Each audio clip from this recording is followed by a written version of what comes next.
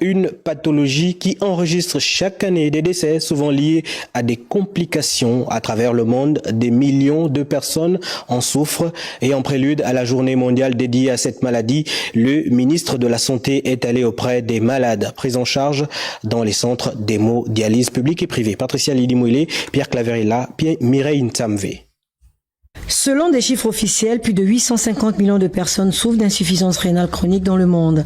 Environ 600 malades sont officiellement pris en charge dans les centres d'hémodialyse publics et privés avec le précieux appui de la Caisse nationale d'assurance maladie et de garantie sociale. On ne va en dialyse que lorsqu'on est atteint d'une insuffisance rénale chronique terminale, c'est-à-dire que les reins n'arrivent plus à produire de l'urine. Et cet état entraîne des complications parce qu'il y a une surcharge de toxines dans le corps. Et donc, ces patients-là bénéficient de séances d'hémodialyse. En fait, c'est leur manière à eux d'uriner.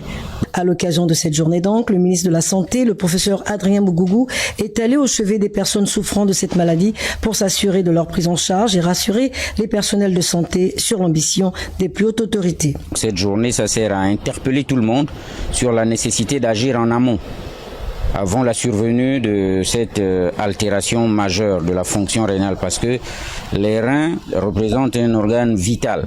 Prenons l'engagement d'ailleurs au nom du chef de l'État que l'idée est de créer des centres d'hémodialyse dans les 9 provinces du pays. Parce que la plainte de certains patients est qu'ils partent de loin, ils sont obligés de se délocaliser pour vivre ici.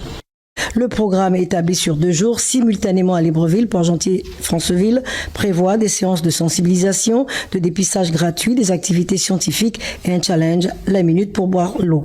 Le président de la transition, le général Brice Clotaire Oligingema, est fait ambassadeur pour cette édition 2024.